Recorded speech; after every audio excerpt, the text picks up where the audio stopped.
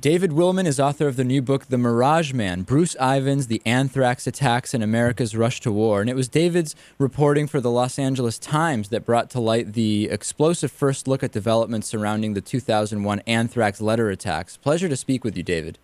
Pleasure to be with you, David. I've been looking at the book, and it is fascinating. And you say the nation is now more at risk from insiders equipped to launch a bioterrorism attack. And my instinct has always been that this is true in this particular case, that this attack would be easy to launch and that we are at risk. But at the same time, I'm kind of aware in the back of my mind of the desire on the part of many to keep people afraid of different types of attacks constantly for a number of political reasons. So personally, I find it hard to discern when I hear we're at a big risk for this type of attack, what political factors may also go into that. What's your thought?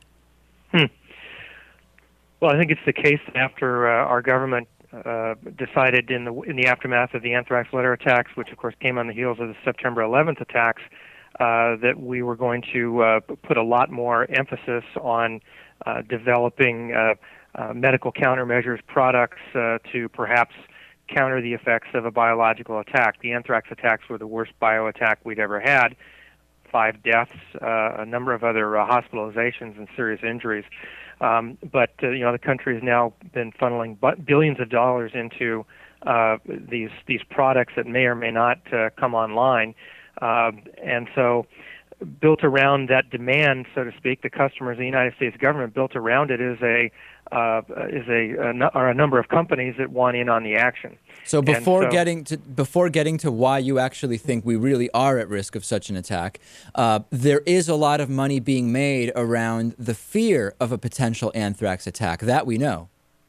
Well, without the fear, you're not going to drive the policy. That's for sure. Sure. And so far as my own personal view of what these threats are, I think we'd have to go sort of agent by agent. I could give you my seat of the pants on that, but I don't want to be depicted as buying into a massive threat of biological attack from any number of different potential pathogens. Okay, but then let's get into why is the U.S. particularly at risk, or at least as risk as ever now, to an anthrax attack than before?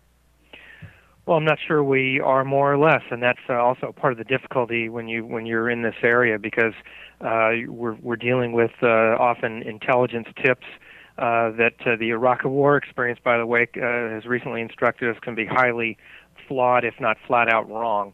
So with anthrax, that happens to be a highly portable pathogen that exists in the natural environment. And clearly, people who are in terrorist organizations have had a desire to use it. I mean, the Shimriko group in Japan tried to use it in the 90s and came up with sort of a veterinary strain that didn't kill people. It is a lot harder to get these highly virulent strains, to purify it in such a way that you could use it as a terrorist weapon, and then to disseminate it in a way that would cause any mass casualties. So, well, the advantages of not specifically anthrax, but of any kind of a bioterrorist attack over planes, trains, a big sporting event, bombs, etc., are like you said, the discretion and the difficulty in noticing the magnitude of what someone is doing in the moment. I mean, you can be much more discreet, can you not? Yeah, I mean, perhaps you could say compared to what, but yes, I mean, things can be disseminated, and there may or may not be immediate knowledge. With the anthrax letters, we had literally letters saying, in one of them, in one batch of them, this is anthrax, so we knew. There have been a lot of hypothetical scenarios of agents being disseminated. I also think it's the case, our country used to have an offensive biological weapons program. We never used those weapons, and part of the reason that, according to my research for this book, is that it's very tough to unleash these things without being able to guarantee that the wind isn't going to shift and you're going to kill your own people. So tell me a little bit about the Bush administration and some data that they disregarded to exploit the anthrax letter attacks as part of the pretext for war. And as we know, there were many components to that pretext. There were, but the anthrax letter attacks, David, were a gift in the lap of those who had been gunning for Saddam, so to speak, for a very long time.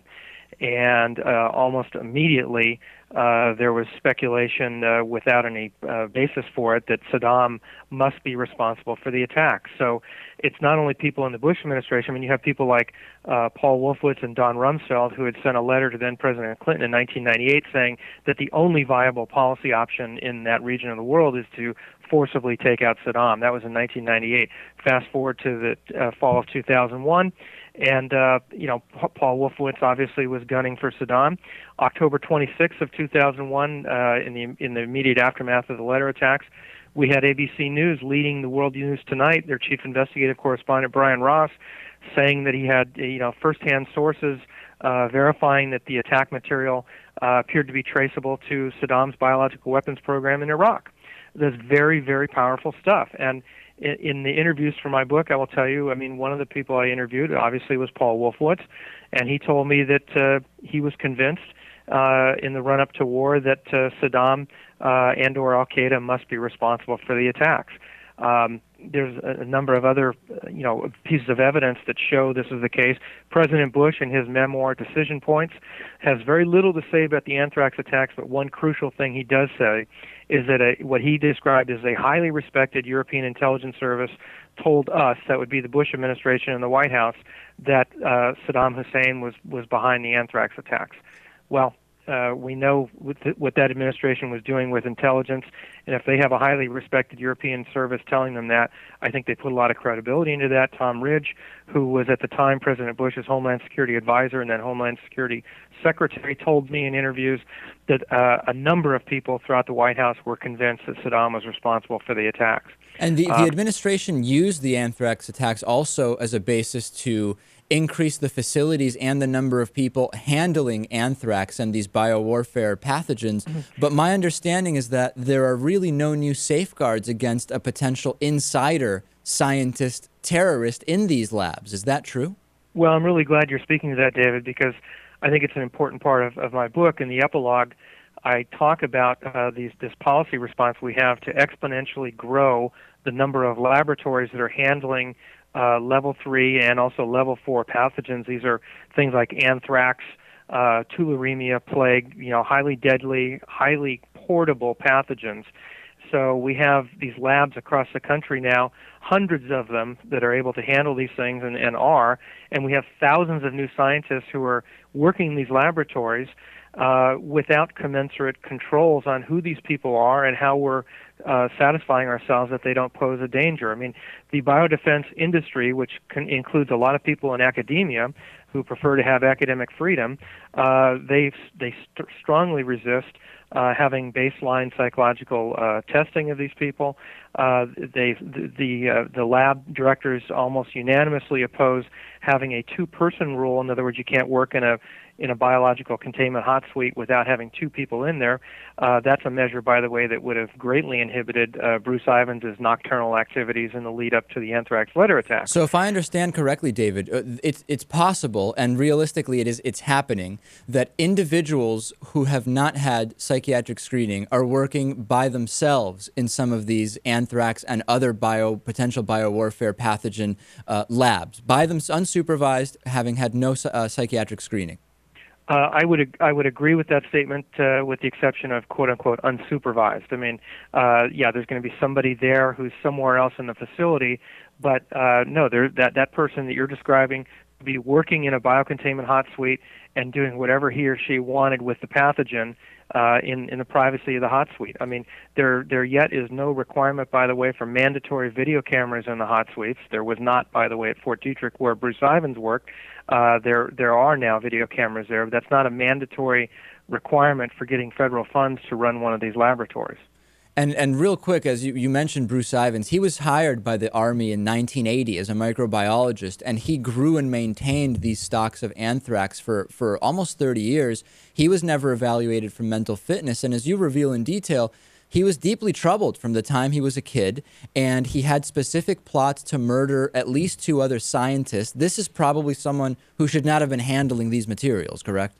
I would agree with that, and I would say irrespective of whether someone is convinced by the evidence marshaled against Bruce Ivins, I think any reasonable person has to stand back and say that this is an individual who never should have been allowed near a biocontainment hot suite handling something as dangerous as anthrax. To just add a little more texture to what you're describing about those threats that Bruce Ivins had made, I mean, it is a fact that in 1979, Bruce Ivins conceded to his then psychiatrist that he had had a recent plot to poison and kill a woman with whom he was obsessed, who had been a doctoral student down at UNC Chapel Hill. Then he was hired in December of 1980 by the U.S. Army, and fast forwarding to July of 2000, he told another behavioral therapist that he had had another recent plot, which he didn't carry out, to poison and kill a recently departed lab tech, another woman with whom he was obsessed. So there's a lot of flags here with Bruce Ivins. I mean, he was on several psychiatric medications. The Army people knew this, but inevitably deferred to his privacy and to his status as a respected PhD microbiologist. Incredible. The book is The Mirage Man, Bruce Ivins, The Anthrax Attacks, and America's Rush to War. We've been speaking with David Willman. Fascinating book. Congratulations on it, and thank you so much for talking to us today. Thank you for having me, David.